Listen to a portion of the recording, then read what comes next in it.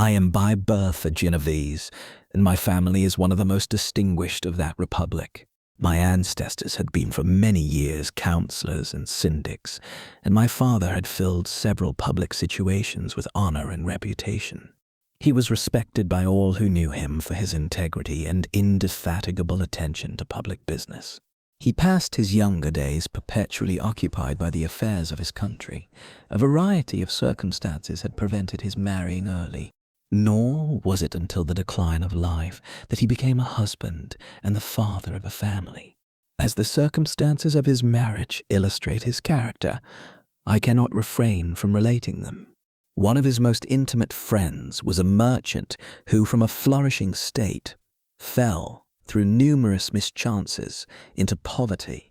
This man, whose name was Beaufort, was of a proud and unbending disposition, and could not bear to live in poverty and oblivion in the same country where he had formerly been. Distinguished for his rank and magnificence, having paid his debts, therefore, in the most honourable manner, he retreated with his daughter to the town of Lucerne, where he lived unknown and in wretchedness.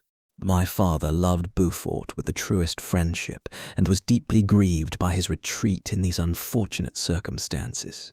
He bitterly deplored the false pride which led his friend to a conduct so little worthy of the affection that united them. He lost no time in endeavouring to seek him out, with the hope of persuading him to begin the world again through his credit and assistance. Besouin had taken effectual measures to conceal himself, and it was 10 months before my father discovered his abode. Overjoyed at this discovery, he hastened to the house, which was situated in a mean street near the road. But when he entered, misery and despair alone welcomed.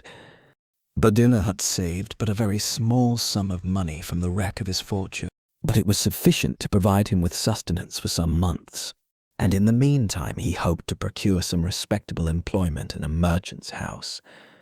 The interval was consequently spent in that. His grief only became more deep and rankling when he had leisure for reflection, and at length it took so fast hold of his mind that at the end of 3 months he lay on a bed of sickness, incapable of any exertion. His daughter attended him with the greatest tenderness, but she saw with despair that their little fund was rapidly decreasing, and that there was no other prospect of support. But Caroline Beaufort possessed a mind of an uncommon mould, and her courage rose to support her in her adversity. She procured plain work, she plaited straw, and by various means contrived to earn a pittance scarcely sufficient to support life. Several months passed in this manner. Her father grew worse. Her time was more entirely occupied in attending him.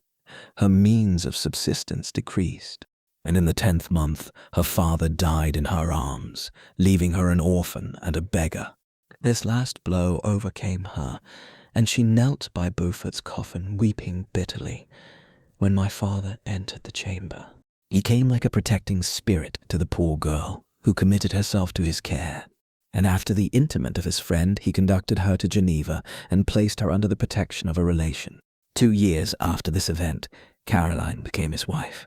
There was a considerable difference between the ages of my parents, but this circumstance seemed to unite them only closer in bonds of devoted affection.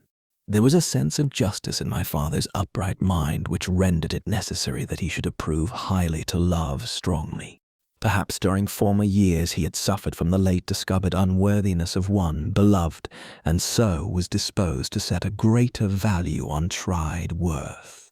There was a show of gratitude and worship in his attachment to my mother, differing wholly from the doting fondness of age, for it was inspired by reverence for her virtues and a desire to be the means of, in some degree, recompensing her for the sorrows she had endured, but which gave inexpressible grace to his behaviour to her. Everything was made to yield to her wishes and her convenience. He strove to shelter her, as a fair exotic is sheltered by the gardener, from every rougher wind, and to surround her with all that could tend to excite pleasurable emotion in her soft and benevolent mind. Her health, and even the tranquillity of her hitherto constant spirit, had been shaken by what she had gone through.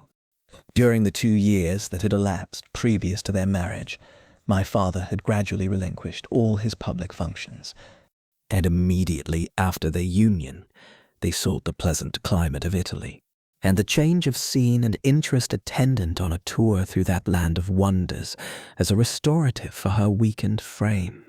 From Italy, they visited Germany and France. I, their eldest child, was born at Naples, and as an infant accompanied them in their rambles. I remained for several years their only child. Much as they were attached to each other, they seemed to draw inexhaustible stores of affection from a very mine of love to bestow them upon me. My mother's tender caresses and my father's smile of benevolent pleasure while regarding me are my first recollections. I was their plaything and their idol, and something better, their child, the innocent and helpless creature bestowed on them by heaven, whom to bring up to good, and whose future lot it was in their hands to direct to happiness or misery, according as they fulfilled their duties towards me. With this deep consciousness of what they owed towards the being to which they had given life, added to the active spirit of tenderness that animated both, it may be imagined that while during every hour of my infant life I received a lesson of patience, of charity, and of self-control, I was so guided by a silken cord that all seemed but one train of enjoyment to me. For a long time I was their only care. My mother had much desired to have a daughter, but I continued their single offspring. When I was about 5 years old, while making an excursion beyond the frontiers of Italy, they passed a week on the shores of the Lake of Como. Their benevolent disposition often made them enter the cottages of the poor. This, to my mother, was more than a duty. It was a necessity, a passion, remembering what she had suffered, and how she had been relieved for her to act in her turn the guardian angel to the afflicted. During one of their walks, a poor cot in the foldings of a veil attracted their notice as being singularly disconsolate, while the number of half-clothed children gathered about it spoke of penury in its worst shape. One day, when my father had gone by himself to Milan, my mother, accompanied by me, visited this abode. She found a peasant and his wife, hard-working, bent down by care and labor, distributing a scanty meal to 5 hungry babes. Among these there was one which attracted my mother far above all the rest. She appeared of a different stock. These 4 others were dark-eyed, hardy little vagrants. This child was thin and very fair. Her hair was the brightest living gold, and despite the poverty of her clothing, seemed to set a crown of distinction on her head. Her brow was clear and ample, her blue eyes cloudless, and her lips and the moulding of her face so expressive of sensibility and sweetness that none could behold her without looking on her as of a distinct species, a being heaven sent, and bearing a celestial stamp in all her features. The peasant woman, perceiving that my mother fixed eyes of wonder and admiration on this lovely girl, eagerly communicated her history. She was not her child, but the daughter of a Milanese nobleman. Her mother was a German and had died on giving her birth. The infant had been placed with these good people to nurse. They were better off then. They had not been long married, and their eldest child was but just born. The father of their charge was one of those Italians nursed in the memory of the antique glory of Italy, one among the Schiaviano, Frementi, who exerted himself to obtain the liberty of his country. He became the victim of its weakness. Whether he had died or still lingered in the dungeons of Austria was not known. His property was confiscated. His child became an orphan and a beggar. She continued with her foster parents and bloomed in their rude abode, fairer than a garden rose among dark-leaved brambles. When my father returned from Milan, he found playing with me in the hall of our villa a child fairer than pictured cherub, a creature who seemed to shed radiance from her look, and whose form and motions were lighter than the tremise of the hills. The apparition was soon explained. With his permission, my mother prevailed on her rustic guardians to yield their charge to her.